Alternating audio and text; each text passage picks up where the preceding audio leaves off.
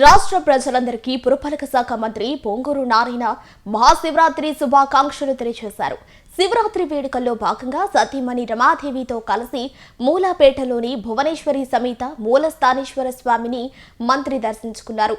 కుటుంబ సభ్యులతో కలిసి ప్రత్యేక పూజలు నిర్వహించారు. ఈ సందర్భంగా ఆలయ అర్చకులు, పాలక మండలి సభ్యులు ఆలయ మర్యాదలతో పూర్ణకుంభ స్వాగతం పలికారు. అనంతరం మంత్రి మాట్లాడుతూ కుటుంబ సభ్యులతో కలిసి పరమశివుణ్ణి దర్శించడం ఆనందంగా ఉందన్నారు. అందరికీ అష్టైశ్వర్యాలు, ఆయురారోగ్యాలు ప్రసాదించాలని దేవుణ్ణి కోరుకున్నామన్నారు. మూలస్థానేశ్వర స్వామి యొక్క టెంపుల్ని నేను మా యొక్క కుటుంబ సభ్యులందరూ కలిసి దర్శించుకోవడం జరిగింది. ఆ భగవంతుణ్ణి ప్రతి ఒక్కరూ ఆరోగ్యాలతో ఉండాలని, సకల ఐశ్వర్యాలతో ఉండాలని ఆ భగవంతుడిని ప్రార్థించడం జరిగింది. ఈరోజు ఒక చక్కటి బడ్జెట్ని నిన్న రాష్ట్రం బడ్జెట్ని ప్రవేశపెట్టింది. గౌరవనీయ ముఖ్యమంత్రి గారు ఈ యొక్క రాష్ట్రాన్ని అన్ని విధాల ముందుకు తీసుకుపోతున్నారు. ఎవరైతే యువత ఉన్నారో ప్రతి యువతకి, ప్రతి కుటుంబంలో ఒకరు బిజినెస్ ఎంటర్ప్రెన్యూర్స్ కావాలని, ప్రతి ఒక్కరికి ఉద్యోగ అవకాశాలు కల్పించే విధంగా అనేక ఇండస్ట్రీస్ని రాష్ట్రానికి తీసుకురావటం జరిగింది. దాన్ని దృష్టిలో పెట్టుకుని చక్కటి బడ్జెట్ని పెట్టినారు.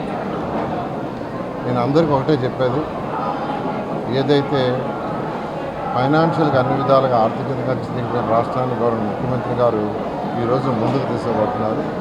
భగవంతుడి దయ వల్ల ప్రతి ఒక్కరూ అన్ని విధాల ఆర్థికంగా డెవలప్ కావాలని మరొకసారి ఎన్నో మంచి పనులు చేస్తూ నగర అభివృద్ధికి తోడ్పడుతున్నటువంటి నారాయణ సార్ గారు వారి కుటుంబం మీద ఉండాలని, నెల్లూరు నగర ప్రజలందరి మీద స్వామివారి ఆశీస్సులు ఉండాలని మనస్ఫూర్తిగా కోరుకుంటూ రాష్ట్రాన్ని అన్ని విధాలా ముందుకు నడిపిస్తున్నటువంటి కూటమి ప్రభుత్వ అధినేత నారా చంద్రబాబు నాయుడు గారి మీద, యువనేత నారా లోకేష్ గారి మీద ఆ భగవంతుని ఆశీస్సులు ఉండాలని చెప్పి మనస్ఫూర్తిగా కోరుకుంటూ, ఏదైతే ఉత్సవాల్లో భాగంగా ఈ రోజు స్వామికి ఎలా జరుగుతున్నాయి, క్యూ లైన్లు ఎలా ఉన్నాయి, సారు ఒక నిర్దిష్ట ప్రణాళిక మాకు గీయటం జరిగింది.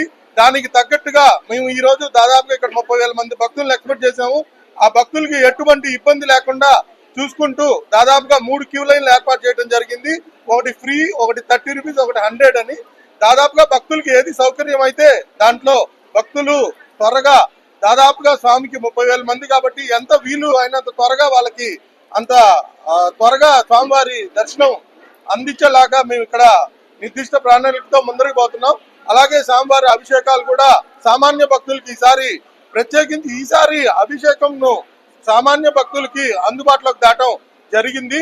ఈ రోజు రాత్రి ఎవరైతే భక్తులు రాదలుచుకున్నారో వాళ్ళందరికీ ఈరోజు స్వామివారి అభిషేకం ఫ్రీ టికెట్. అది ఎవరికి టికెట్ కొనాల్సిన అవసరం లేదు.